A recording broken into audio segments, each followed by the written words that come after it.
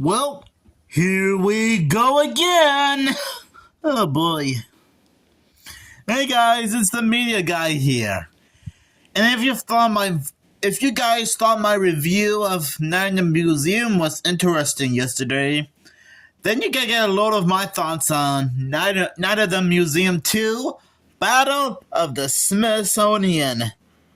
And boy, what a mouthful of a title, if you know what I mean. So yes, this is a sequel to the first Night in the Museum movie that premiered in 2009, just 3 years ago. 3 years later. Even though the events of this movie takes place 2 years after the events of the first movie. So what is this all about? One of the best family films of the year. History is larger than life and twice as funny in this monumental comedy sequel that's better than the original at the movies. Ben Stiller leads an all-star cast, including Amy Adams, Owen Wilson, Hank Azaria, and Robin Williams. Hank Azaria.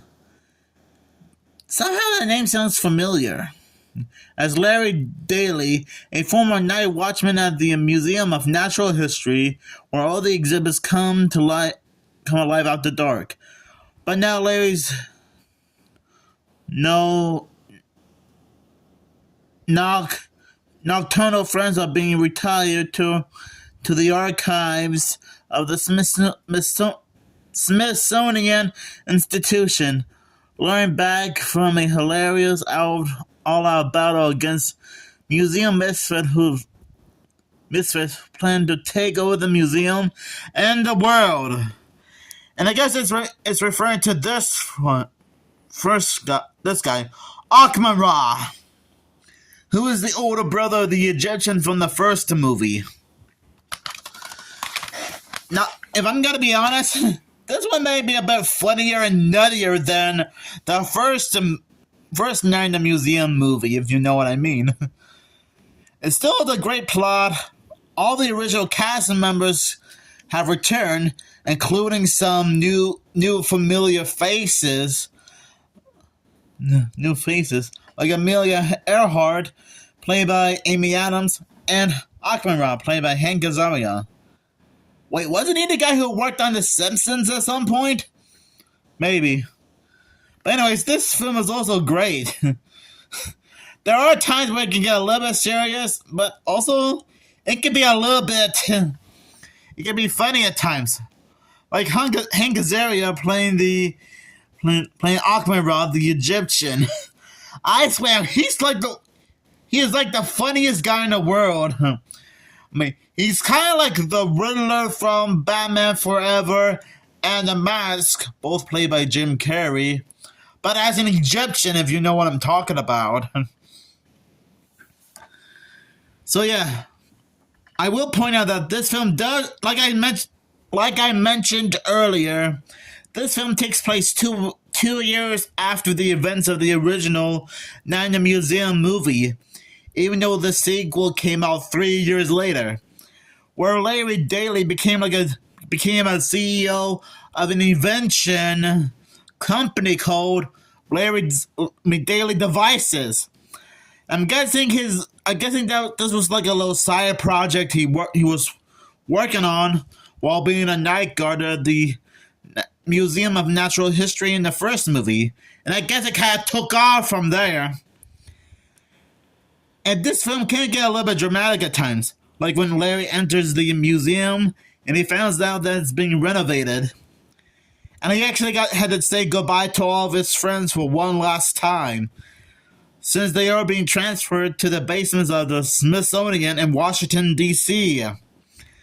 Yeah, I will admit it was a little bit upsetting to see Larry's friends move from one museum location to another one. If you guys have watched this movie before, you will probably know what I mean. And I gotta admit, for 2009 standards, it feels like the special effects have improved a bit. And I'm not saying that the special effects in the first movie were awful. I'm not saying that. I'm just saying. I just thought that I just assumed that the special effects have gotten better.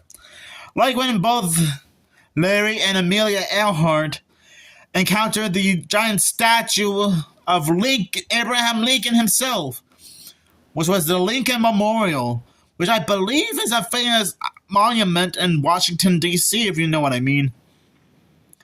I mean, I'm no historical expert or anything, but it is cool to see other historical figures come to life in another museum, if you know what I mean.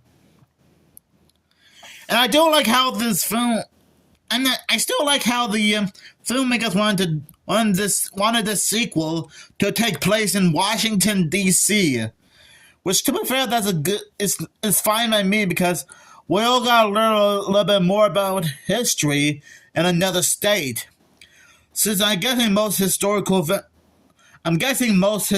events also took place in Washington, D.C., if you know what I'm talking about. Like the Lincoln Memorial being there. And we actually got a chance to see like some kind of space exhibit filled with rockets and airplanes. And with a lot of historical pilots and astronauts. I've heard of Out of This World, but that is ridiculous. Okay, that's probably a lame, corny joke. But still, can't blame a guy for having a little bit of a sense of humor. I'm still glad that the original cast had came back to reprise their roles, especially Ben Stiller as Larry Daly and Robin Williams doing his own portrayal as Teddy Roosevelt, our 26th president.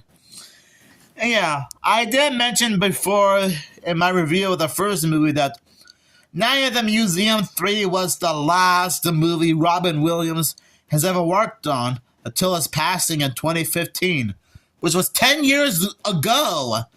Dang. So yeah, Robin Williams will still be missed.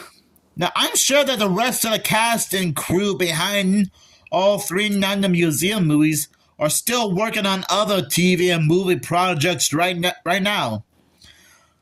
I don't know what other movies and TV shows Amy Adams and Ben Stiller are in. And I am somewhat familiar with Amy Adams' career, because not only that she was in this movie, but I think she was also in Man of Steel, which the Nostalgia Critic and Angry Joe reviewed before.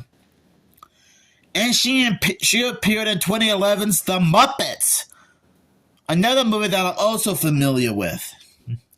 Or funny enough, we actually got much later in the movie, we actually got a chance to see Aquaman being surprised about some of the brand new recruits to the League of Villains. Those being Oscar the Grouch from Sesame Street and Darth Vader from, well, Star Wars. And I guess Sesame Street and Star Wars have their own exhibit in the Smithsonian. And it's also kind of funny seeing both Darth Vader and Oscar the Grouch make a cameo in this movie. And funny enough, this wasn't the only Star Wars Muppet crossover we had. I remember that R2-D2 and 3CPO made 2 guest appearances on Sesame Street, and not to mention Chewbacca the Wookiee, Luke Skywalker, played by Mark Hamill, R2-D2 and 3CPO also made guest appearances on The Muppet Show. How funny is that? So I'm guessing Night at the Museum, Battle of the Smithsonian is probably the 4th Star Wars Muppet crossover. Okay, make that 3.5. Better make that 3.5. But yeah, it was pretty neat to see those little cameos. And who knows? Just imagine if we had other random cameos in this movie. Like maybe... No, it would have been funnier if Darth Vader, Oscar the Grouch was with Dick Dastardly and Mudley, Lex Luthor, and Vlad Plasmid from Danny Phantom. or Dr. Draken from Kim Possible. Because that would have been a very hilarious scene. Because that also would have used a little bit of 2D animation for that bit. And yeah, I know that would never happen, but just imagine if that little cameo happened. Anyways, I honestly think Battle of the Smithsonian is probably way better and funnier than the first Night in the Museum movie. And that's totally understandable. And you can obviously tell that the filmmakers wanted to do something a little bit different and a little bit creative with this movie. And it did promise us some more hilarious museum shenanigans.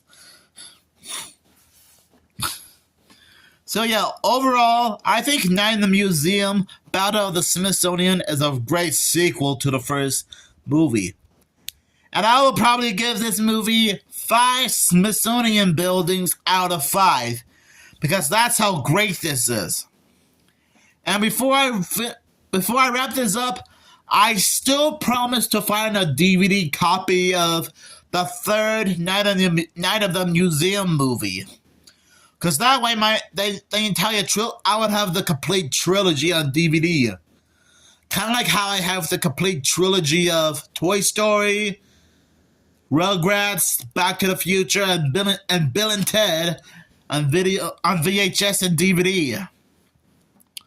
Also, do you guys have any fond moments from this movie, as well as the other 2 Night in the Museum movies? Just let me know down in the comments below if you do. And most of all, I still think this is a great movie. So stay tuned for more awesome movie reviews just like this one.